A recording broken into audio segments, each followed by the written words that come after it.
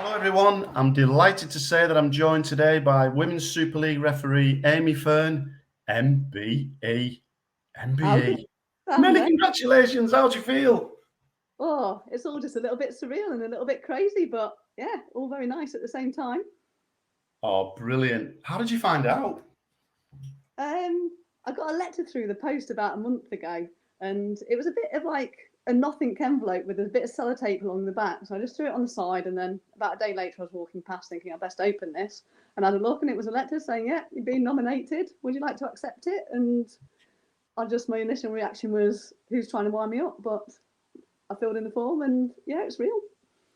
Oh, super news. I mean, where does this moment rank in your life? Um, Off the field, it's like it's nice to get some recognition from refereeing, and so it's like it's definitely up there. But I suppose I should be saying it's beneath my kids and my husband. But no, it's still pretty special.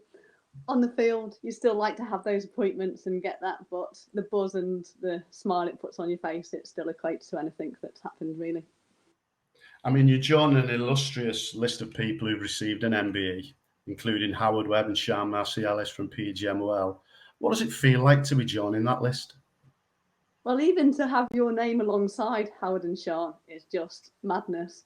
But, it's just a real honour. And I think in the past, I've always said it's been nice to be part of Sean's story because a little bit of me inspired her to carry on refereeing or start refereeing. So it was nice to have her as my claim to fame. So to actually now be part of that list, it just still hasn't sunk in, really. Amazing. So who are you going to be taking with you when you receive it?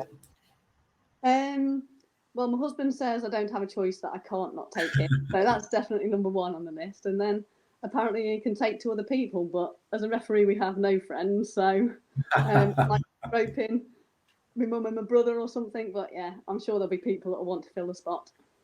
Goodness me. I'm your friend still. Don't forget me. Who are you? I mean, it's not the most common thing for a referee to receive this accolade. I mean, does that make it even more special? Yeah, it's not something that I had any hint about or had ever really thought about. So the letter was just totally out of the blue. And it's like, somebody to actually have taken the time to nominate you. And when I went on the phone call when they were confirming everything, I said, "Who was it that made the nomination?" And they're like, "Oh, we're not allowed to tell you." So it just seems totally crazy that somebody's gone to this much effort, and yeah, it's just really nice. I mean, on the back of it, it goes without saying you have had and you continue to have many, many successes on the field.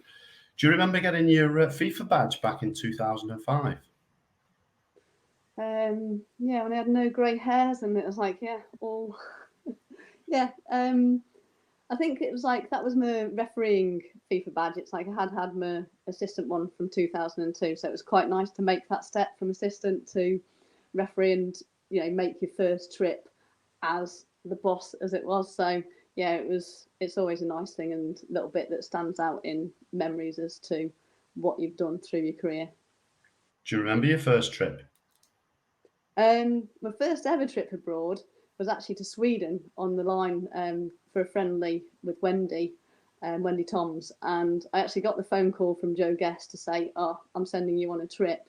And at the time, I was giving blood, and I just answered the phone call, and I was that excited that I wanted to get back and tell everybody that after giving this pint of blood, I got up and I was like, "Yeah, I'm fine." And like, "Sit down, have your tea and your biscuits." I'm like, "No, no, I'm fine." Dashing out the door as I fainted. So yeah, I can remember it quite well. Goodness me. And of course, you'd refereed two FA Cup finals, 2004, 2015, 11 years apart. The second one was at Wembley. Can you remember the real main differences between the two?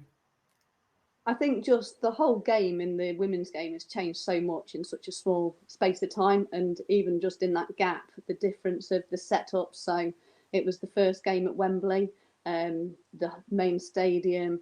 Instead of it just being a turn up at the ground 2 hours before, it was you come down the night before, you stay overnight, you've got your guest with you. It's a whole occasion rather than just another game. So yeah, the whole event was just a whole different scale between the two occasions. And again, we've seen it grow this season, haven't we, with the FA Cup final at Wembley being a sellout, which is obviously fantastic news. I think that's just a reflection of where the girls' game is at the moment. It's the Women's Super League fan base is growing, the coverage on the television is growing, and it's just a fantastic place to be in at the moment. There's just, you know, everyone says, oh, it's not possible, and then the next season we're smashing it, and it's like, you know, what's the next challenge? And yeah, it's just a great place to be. You are a superb role model, and you certainly do inspire others.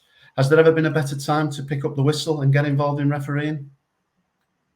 I think that the opportunities that they've got now, it's, you know, people, men and women, can make careers out of refereeing. It's not now just a hobby on the side that you have to fix around work. This can be something that, you know, it's not just a passion and a hobby that you're filling in the gaps. This can be, you know, you, and you make such a difference in the game. You know, you can't make always a good game, a bad game good, but you can make a good game bad. And it's like, you know, the difference and the impact that referees have. It's just a great way that you can get involved in a game and just, yeah, to be involved. It's fantastic. Can you give us one piece of advice to any aspiring referee? Just one piece of advice. Can I go with two? Go with two then. Okay. I would say definitely do it. If you've got any reservations or any concerns about, oh, should I be a referee, then just try it and you'll get bitten by the bug. And the second thing is, as you go through your career, remember to celebrate the successes, because sometimes you just go through one game or one challenge and it's what's the next challenge, what's the next challenge, to actually take that time to pause and reflect and think, actually, what you've just done that day is pretty amazing. It's been absolutely fantastic speaking to you. Lovely to see you again. Many congratulations on the MBE. Keep up the good work on the field and off the field, and enjoy your day out when you get your medal. Thank you very much.